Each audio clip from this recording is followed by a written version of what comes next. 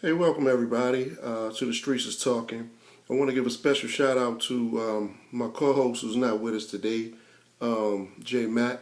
Peace out to you, JMc. See you when we film the first show. I want y'all guys to be looking out for the first show. Streets is watching. We're going to do it probably weekly, just talking about all the up and coming things that are going on in the world of sports today, as well as some things that you might not normally hear on your regular radio shows and talk TV shows. That we're gonna give it to you raw, straight from the streets, and give you that street perspective. Also, want to give a shout out to our producers and director HP and Coach Mo. So look out for the Streets is Talking shortly. But what I want to do is kind of get into the topic of the day. The topic of the past weekend. Donald Sterling, the owner of the Los Angeles Clippers, and the allegations of the tape in terms of him doing some really or saying some really negative, racially disparaging and hurtful things when he was having a perceived argument with his then mistress, girlfriend, and I don't believe it. I mean, I don't know if he knew he was being taped, but nevertheless, whatever he said, he said. So I don't use him not knowing that he was being taped and all that kind of stuff as any kind of determining factor of whether or not the validity of the tape. And the kind of thing, it's kind of puzzling to me because it's amazing because this guy who has a history of doing some racially motivated and sensitive things, as far back as maybe '03, I think he had some allegations or settled a lawsuit like in '06, if I'm not mistaken, for possibly not allowing minorities to live in his apartment complexes. I believe he has a lot of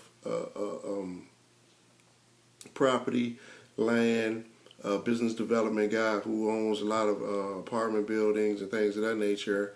And come to find out that he had to settle a lawsuit because, again, I think it was at the time, it was like the biggest lawsuit ever for that kind of case. So he has that history with them.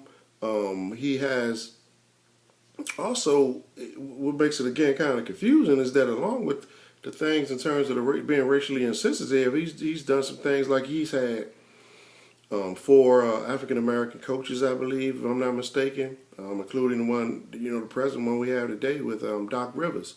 He had Elgin Baylor, who was like the vice president, VP for the Clippers for like 22 years.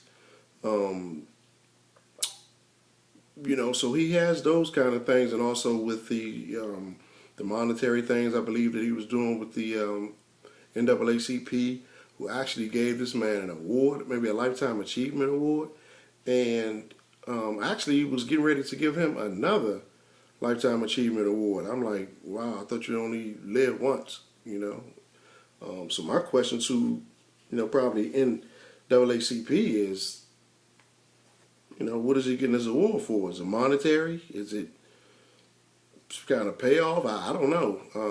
So we may have to look into, or people probably look into that in terms of, the NAACP LA chapter. But I will say that they did say that they were not going to give him the award that was upcoming. Again, in lieu of the all of this stuff that's going on this past weekend. So again, this kind of, enlighten you what I believe was taking place. And like I said, all the facts aren't in yet. But it seemed to me that he was, again, in an argument with his significant other, girlfriend, mistress, whatever you want to call it. And I think we've all been there when we've had, conversations with significant others. We may say some things that we may not mean and maybe get a little hot under the collar. But those incidents and those comments he were making, those actually felt like they were from the heart. From what I took from it, it was almost like that plantation master's point of view, almost, where as though you're saying that the black man or the black individuals or the African Americans or whatever politically correct name you want to use, you're good enough to work for me. You're good enough to provide a service for me. You're even good enough to associate with on a romantic level. And we know that that was a part of history as well. But I would never look at you as an equal. And whatever we do outside of your job is non-existent because you're not on my level. So, he's just like a big human contradiction. And to kind of talk about the contradiction thing again as well is that he didn't grow up with money. This guy, this is a Jewish guy who actually I believe he grew up in New York. I believe so. It's not like he has that old Southern mentality growing up. Anyway, I believe his upbringing was in New York, and I believe he also was in the public school system. He was a lawyer, worked his way up the ranks as a lawyer, and again, and when you get into his comments about not wanting to allow minorities in the Staples Center, not allow blacks into the Staples Center with Magic Johnson and things of that nature, it's really mind-boggling because of his history and the way he grew up. Again, he was a self-made man almost. Like I said, went to public schools and kind of pulled himself up by the bootstraps. So. Again, it's amazing to me that a guy with that background would change. But again, if you really look at it, sometimes when you get money, you not only that your environment changes, your bank account changes, the people around you change, and sometimes you kind of conform to your group that you're dealing with now. So. I don't think that those things are natural. I think that those things are taught. You learn those behaviors. That's a learned behavior because I don't believe anybody comes in this world as a racist, anything like that. I believe truly and honestly that it is a learned behavior, and I think that the more he went up the ladder socially and financially, I think that his views started to become a little stronger because, again, his circle was changing around him. And when you start dealing in certain circles, I guess, whether those friendships blossom and grow and like they say, birds of a feather kind of flock together. So you are a product of who you're dealing with, and your friends or who your friends are a great reflection of who you are as an individual and as a person. So his circle are probably older millionaires, guys that probably grew up with money, who may have had that Southern upbringing, who really are not in touch with the normal everyday individual, other than, again, you may be working for them or passing by in the office and how you doing, and maybe a speech at a meeting and things of that nature, but really don't have the full grasp of understanding the struggle and the overall understanding of what it takes or what it is to be a minority in this country. So it's amazing. And then, and like I said, in terms of the contradiction, I kind of go back again as well when I was speaking about Elgin Baylor, who was running the organization, and people will probably bring that up and say, well, he had him hired. He was probably one of the only VPs at the time. I believe it was maybe like in '86, maybe. And he stayed there for like 22 years. But if I'm not mistaken, I believe the average salary for somebody in that position was probably like in between like $1 million and $1.5 million. And Elgin Bailey's salary was probably like $250,000. So you can look at it on one hand as, yes, he's providing this person with an opportunity. But then again, you kind of cheap labor type thing. And he has been known, as one of the frugal owners in the NBA. The past few years, he's spent a lot of money in terms of trying to get in the franchise on an elite level, to kind of compare, and match levels with with the Lakers, and so he had to start, I guess, spending some money at some point. But he just has a long history of just doing things that are really controversial. I believe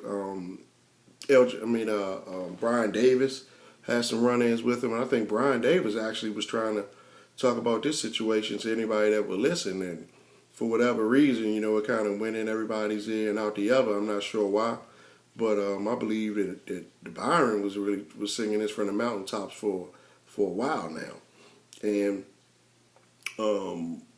I believe he also had some incidents. I believe there was a rumor. I don't think that this was actually true or not. I don't know, but I remember hearing some rumors about him having some kind of issues with Sam Cassell, maybe some racially inappropriate comments.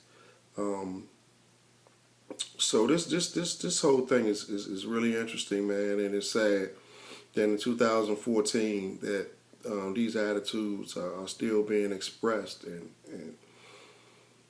in this world, and it's hurtful. It's hurtful. Anything that you do that you're actually trying to hurt somebody purposely, it's not a good thing. And on top of that, he's a person of means. He's a person of stature. So, which means he's a person of influence. He influences people how you get paid, if you don't get paid, what position you in, if you're going to get hired, if you don't get hired, and all of that stuff. If you have a racist mindset, how are you going to be fair? How is that going to be fair? So, this story is going to take a life of its own. The longer the days go past and the hours go past, we're going to get more information. I'm hearing that now, the videotape that's coming out, I'm hearing now that it could be possibly up to 100 hours of conversations that were being taped. And, and I'm going to continue to kind of follow them. I want to actually, also I was listening to ESPN earlier, and I think that they were saying that it was like a 1990 ESPN the magazine article by a guy, I believe his name is Peter Kenny, wrote a scathing article, I believe, on Donald Sterling. So that's something that I'm going to kind of look into as well, and kind of go into as well. The next time that we meet up, hopefully, JMc will be with us, and the rest of the crew with HP and Coach Mo. So I have a lot more to say, but I don't want to give you guys too much right now. But stay tuned again, and watch out for the Streets is Talking. Again, with my man JMc, and I'm RussMc, RussMc 12. So if you want to follow me, you can go on Instagram at RussMc 12. Also on Twitter at RussMc 12, and I'm on Facebook at Melvin Russ McCray. So be on the lookout for us.